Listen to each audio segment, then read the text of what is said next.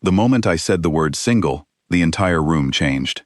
I am Daniel Cole, a junior liaison for the human delegation at the Keth Verith Trade Summit, and until that second, I thought the worst part of my day would be sitting through 6 more hours of tariff negotiations with beings who communicated in overlapping frequencies my translator earpiece could barely keep up with. I was wrong. The worst part of my day, and possibly the strangest, started the moment 3 silver-skinned sisters from the Ilventhi delegation turned their full attention on me at once. There were 3 of them. Saith, the eldest, carried herself like someone used to being obeyed. Dorith, the middle sister, had a stillness to her that felt more dangerous than any shouting could. Priyat, the youngest, said very little, but her eyes, all 6 of them arranged along her jaw, never seemed to blink when they were pointed at me. We had been talking about something harmless, some polite exchange about human customs, when Sathith asked if my species formed pair bonds. I answered honestly, the way you answer a question at a boring conference table, without thinking too hard about the weight it might carry. I told her I was not currently bonded to anyone. Silence dropped over the table like a blade. Brieth went rigid. Saith's jaw eyes swiveled toward me in perfect unison, and Dorith set her drink down with the calm of someone preparing for a fight rather than ending one. He is unclaimed, Dorith said, not to me, to her sisters, as if I were a resource that had just been discovered. I heard him the first time, Saith replied. I am simply confirming the translation was accurate. The translation was accurate. I would like to confirm it myself, given your history with translation errors. And that was it. That single sentence lit the fuse. What followed was 11 minutes of the fastest, most overlapping argument I had ever witnessed, conducted in a dialect my earpiece gave up translating after the first few seconds, leaving only a small red warning on my display that read, "Argument intensity rising," which was not helpful in the slightest. I tried to explain. I tried several times. I said that being single did not mean being available, that where I came from courtship involved conversations and shared meals and time, not sisters negotiating rights over a stranger-like territory on a map. Every single time I opened my mouth, one of them raised a hand, not unkindly, almost gently, the way you would calm an animal that meant well but did not understand the situation, and told me this does not concern you yet. That word yet sat in my chest like a stone for the rest of the summit.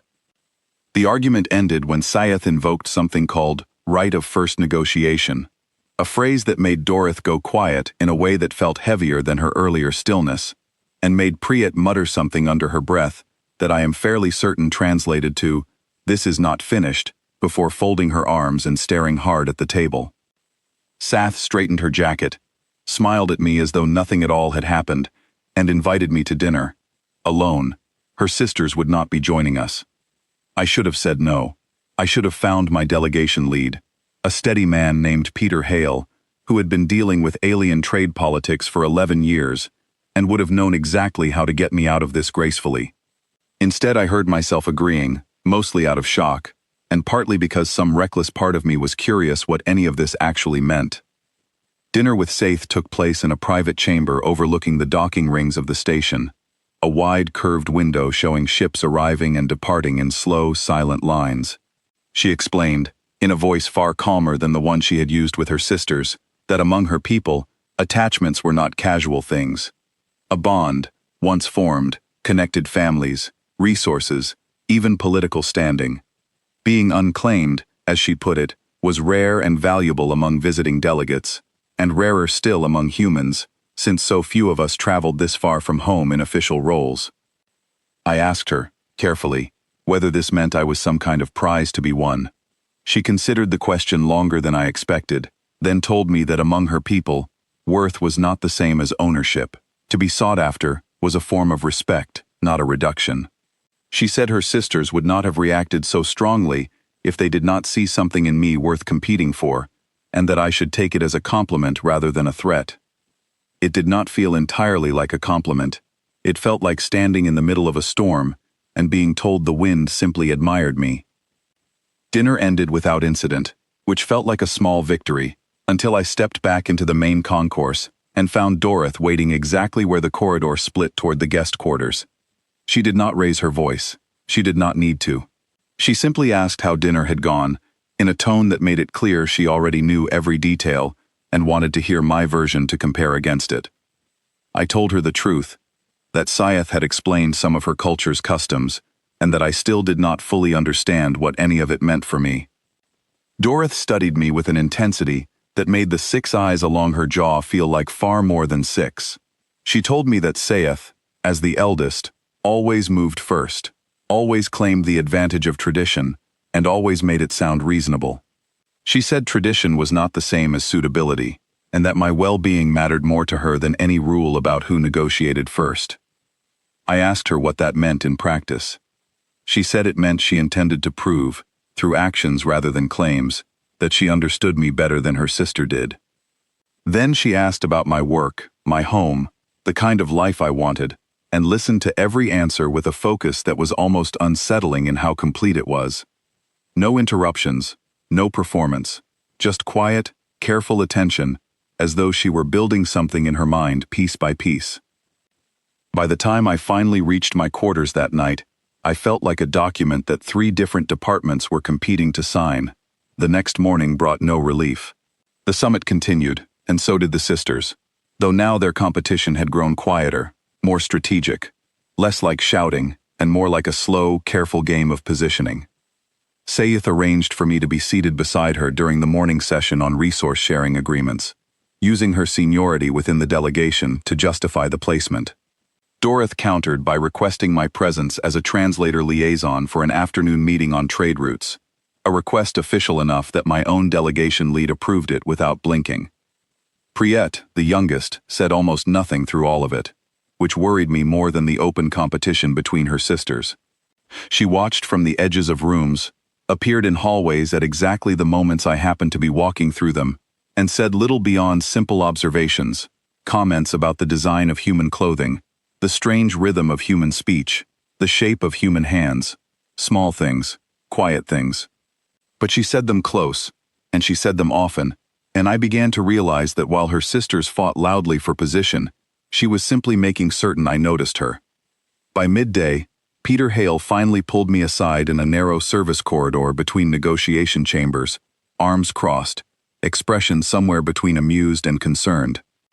He asked me exactly what I had done to cause 3 separate members of the Ilventhi delegation to individually request my presence at 3 separate events within the same 12-hour period. I told him the truth, that I had mentioned being single, and everything since then had spiraled out of my control. He laughed, longer than I appreciated in the moment, then told me something that shifted the entire situation in my mind. He said the Ilventhi were not simply a family of 3 sisters attending a trade summit together. Their clutch held significant influence within their homeworld's diplomatic structure, and whichever sister secured a bond with an outside representative, especially a human, would carry political weight that could shape trade relations between our 2 peoples for years to come. This was not simply about affection. This was about influence, about standing, about the shape of a relationship between 2 entire civilizations, all balanced somehow on a conversation I had started without meaning to start anything at all. I asked him what I was supposed to do. He told me the summit's success depended partly on maintaining good relations with all 3 sisters equally, which meant I could not simply choose one and end the tension, not without risking the goodwill of the other 2, and, by extension, the goodwill of their entire delegation. He suggested I let the situation play out carefully, stay honest, stay respectful, and above all, avoid making any promises I was not certain I could keep. It was not comforting advice, but it was the only advice I had. That evening, all 3 sisters requested my presence at the same gathering, a formal reception held in the station's central hall, a wide room lit with soft, shifting colors, meant to represent the atmospheres of a dozen different homeworlds. I arrived already tired, already unsure of myself, and found all 3 of them standing in different corners of the room, each pretending not to watch the doorway, each failing completely at that pretense. Syeth reached me first, offering a drink and a comment about the summit's progress on trade tariffs, steering the conversation with practiced ease toward topics that made her seem capable, composed, exactly the kind of partner suited for someone in a position like mine. She spoke of stability, of tradition, of the kind of life built on clear expectations and mutual respect. Before I could respond fully, Dorothy appeared at my other side, offering her own observation on the tariff discussion, one sharper and more detailed than her sister's, subtly demonstrating a depth of understanding that Saith's more general comments had not shown. She spoke less about tradition and more about compatibility, about how she had spent the last 2 days learning about human customs, specifically because she wanted to understand me, rather than simply claim me. Priyate did not approach immediately. She waited until her sisters had both spoken, until the tension between them had built to something almost visible in the air, then stepped forward and asked, quietly, whether I actually wanted any of this. The question landed harder than anything either of her sisters had said. I looked at her, and for the first time since the entire situation began, someone was asking what I wanted, rather than telling me what I should want. I admitted honestly that I felt overwhelmed, that this was not how relationships worked where I came from, that the idea of being fought over rather than chosen freely sat uncomfortably with me no matter how it was explained. Priyate nodded slowly, then said something that shifted the entire tone of the room. She said her sisters had spent so much time trying to win me that neither of them had thought to ask whether winning was even the right goal. Saith and Dorothy both went quiet at that, an unusual stillness settling over the three of them as they exchanged a look that carried an entire silent conversation I could not follow. Saith spoke first, admitting that perhaps she had approached the situation the way she approached negotiations, assuming that confidence and tradition would be enough to settle the matter cleanly.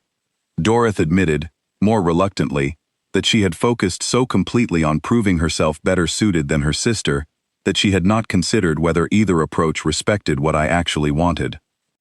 For a long moment, none of them spoke, and I found myself standing in the middle of that silence, aware that whatever happened next would shape not just my next few days on this station, but possibly the tone of an entire diplomatic relationship between our species. I told them, as clearly and as calmly as I could, that I appreciated the attention, strange as it was, but that I could not simply be claimed like a resource or won like a negotiation.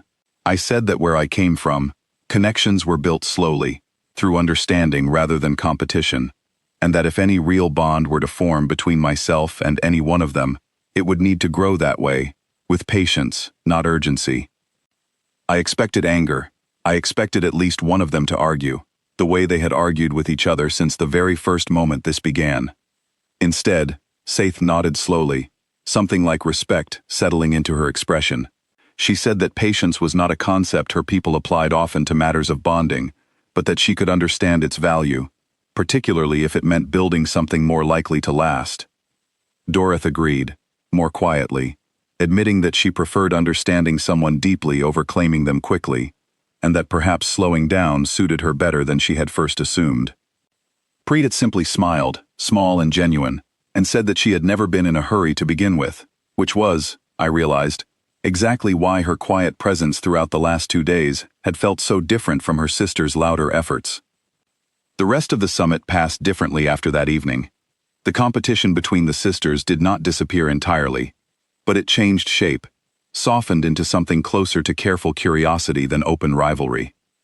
Saith continued arranging opportunities for us to speak, but her conversations shifted away from demonstrations of suitability and toward genuine questions about my life, my thoughts, the things that mattered to me beyond any political value I might carry. Dorothy's sharp attentiveness remained, but it turned toward listening rather than proving, toward understanding the small details of who I actually was, rather than simply cataloging information to use as an advantage. Priyate, true to her nature, remained quiet, present, patient, appearing at moments that felt natural rather than calculated, letting whatever connection existed between us grow at its own pace, rather than forcing it forward. On the final day of the summit, as delegations packed away their equipment and prepared for departure, Peter Hale found me near the docking rings, watching ships slide slowly out of the station one by one. He asked how I felt about the last 3 days, whether the chaos of those first hours had settled into something more manageable. I told him honestly that I still did not fully understand what any of it meant for my future, whether any bond would eventually form with one of the sisters, or with none of them at all. But I told him that for the first time since this began, I did not feel like a prize being fought over. I felt like a person being genuinely considered, which was a very different thing, and one I found I did not mind nearly as much. He smiled at that, told me that diplomacy often worked the same way, that the loudest opening moves rarely determined the final outcome, and that patience, more often than people expected, was the thing that actually built lasting agreements, whether between nations or between people. As the summit closed and delegations began their final farewells, I found myself standing near the boarding gate for the Ilventhi ship, watching Syeth, Doreth, and Priet prepare for departure alongside the rest of their delegation. Each of them approached me separately, one after another, offering not promises or claims, but simple, quiet goodbyes that felt more honest than anything said during those first chaotic hours. Salaeth told me she looked forward to future summits, and to future conversations, whatever they might bring. Doreth told me she had learned more about patience in the last 3 days than in years of formal training, and that she intended to keep learning, slowly, if I was willing. Priet, last of all, simply said that she would be glad to speak with me again, whenever the next opportunity arose, and that she was in no hurry for anything more than that. I watched their ship pull away from the station, sliding smoothly into the dark alongside dozens of others, carrying with it 3 sisters whose sudden, overwhelming attention had turned my entire understanding of interspecies diplomacy upside down in the space of a single sentence.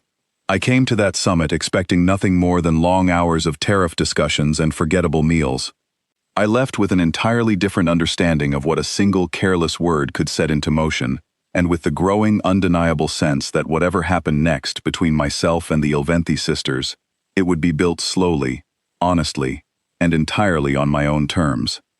For the first time since this whole strange situation began, that felt like exactly the right way for it to unfold.